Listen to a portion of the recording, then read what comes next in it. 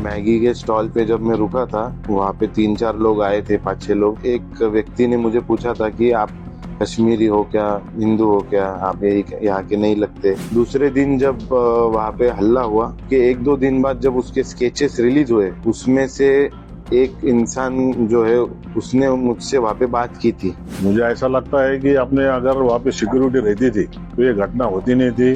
तो मेरी सरकार से गुजारिश है कि उन्होंने ध्यान रख के सुरक्षा व्यवस्था और कड़क करना चाहिए वहाँ पे। जिस दिन मैं ऊपर मतलब 21 तारीख को अब मैं घोड़ा लेके ऊपर गया था और मैगी के स्टॉल पे जब मैं रुका था, तो मुझे कुछ लोगों ने, वहाँ पे 3-4 लोग आए थे, 5-6 लोग। उसमें से एक व्यक्ति ने मुझे पूछा था कि आप कश्मीरी हो क्या, हिंदू हो क्या, आप यही यहाँ के नहीं लगते। मैंने उनको बताया था कि नहीं, मैं यही का हूँ।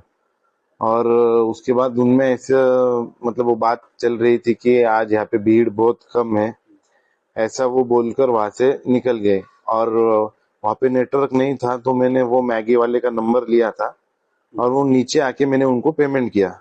दूसरे दिन जब वहां पे हल्ला हुआ और उसके 1-2 दिन बाद जब उसके स्केचेस रिलीज हुए, तो मैंने मेरे पिताजी को बताया कि इन्होंने जो एजेंसीज ने जो स्केचेस रिलीज किए, उसमें से एक इंसान जो है उसने मुझसे वहां पे बात की थी।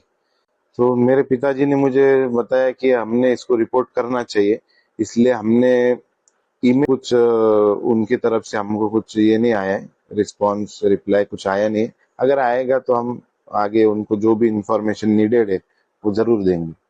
जालना से आप अभी अपने कितने लोग गए थे यहाँ से? जालना से मेरे फैमिली से तो मैं, मेरे मम्मी और पापा गए थे। बाकी तो पूरे देश भर से, दुनिया भर से वहां पे लोग आते, इतनी खूबसूरत जगह है वो। तो हम यहाँ से इतने ही लोग थे मेरे फैमिली में से। और ये जो घटना अभी आपको मालूम हुई, वो टाइम में अभी आपको क्या लगा? हम बहुत डरे हुए थे।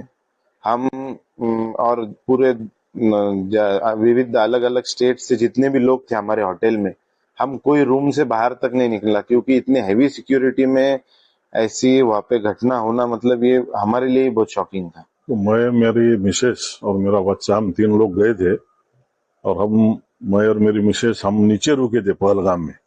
और हमारा लड़का है जो आदर्श, वो घोड़े पे ऊपर गया था वो वैली में।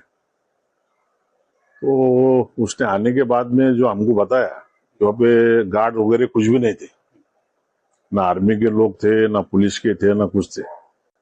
मुझे ऐसा लगता है कि अपने अगर वहाँ पे सिक्योरिटी रहती थी तो ये घटना होती नहीं थी।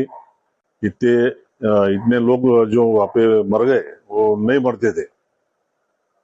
तो मेरी सरकार से गुजारिश है कि उन्होंने ध्यान रख के सुरक्षा व्यवस्था और कड़क करना चाहिए वहाँ पे।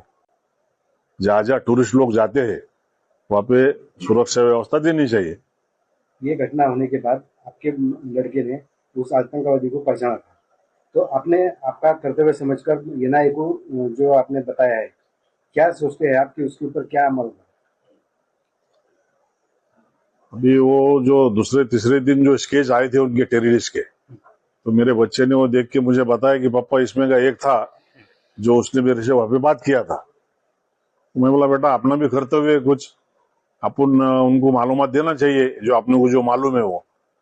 तो फिर उसने वो ईमेल पे एनआईए को मालूमात वो सब दी थी। आपको जब मालूम हुआ ऐसा मामला वहाँ पे, और हम तो बच गए समझो हमारे माँ बाप के आशीर्वाद से।